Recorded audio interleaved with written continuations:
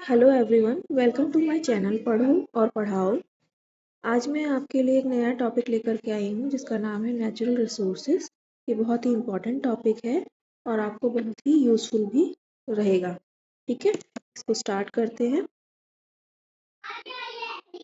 Natural resources are things that exist in nature and are useful to human. Natural resources वो संसाधन हैं जो nature में हमें प्राप्त हुए हैं प्रकृति के द्वारा, और ह्यूमंस के लिए वो ज़रूरी है, आवश्यक है, जिनके बिना हम रह नहीं सकते।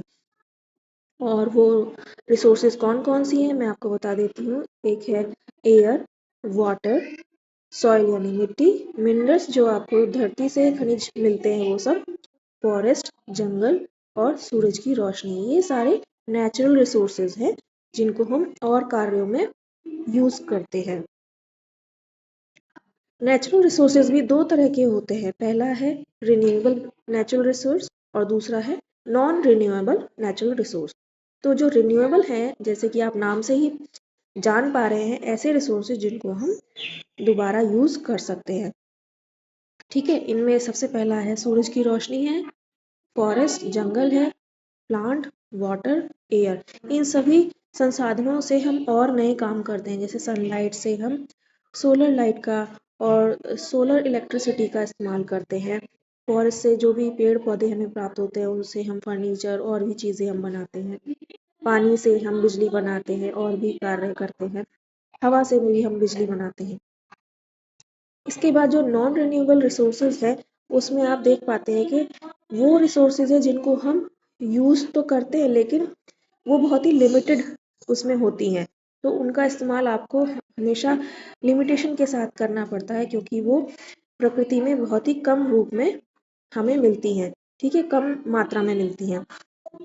जैसे कि फॉसिल फ्यूल है, जो जीव मर जाते हैं उनके जो अवशेष धरती में समा जाते हैं, उससे फॉसिल फ्यूल यानी कि ये सारी चीज़ें बनती हैं।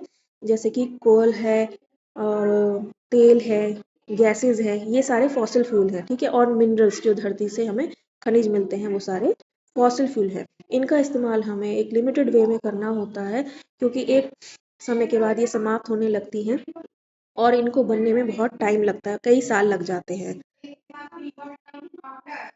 अब इम्पोर्टेंस क्या होती है नेचुरल रिसोर्सेज की? पहला है प्रोवाइड फूड एंड वाटर, इससे हमें खाना मिलता है और पानी मिलता है। दूसरा है हम लोग बिल्डिंग्स बनाते हैं, रोड्स बनाते हैं, फिर उसके बाद इलेक्ट्रिसिटी भी बनती है, ट्रांसपोर्ट में भी ये हेल्प करता है और सपोर्ट करता है ये प्लांट्स। प्लांट्स जो हैं,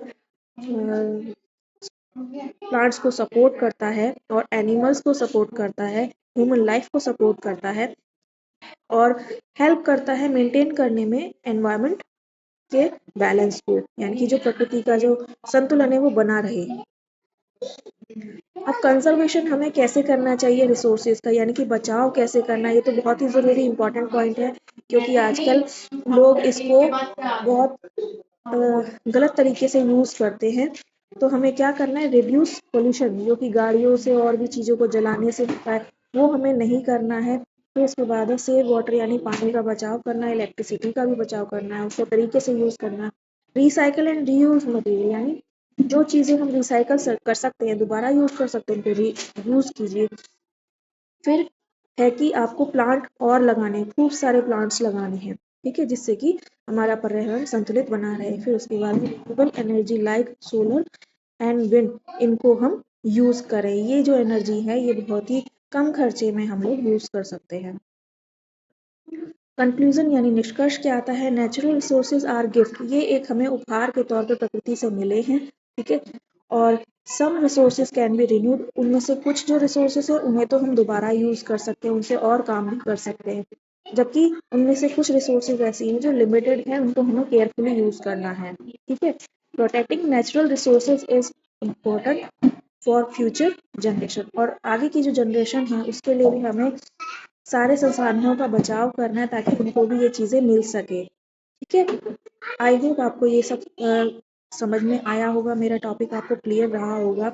अगर आपको ये वीडियो अच्छी लगे तो शेयर कीजिएगा और लाइक कीजिएगा और मेरे चैनल को सब्सक्राइब कर लीजिएगा। Thank you.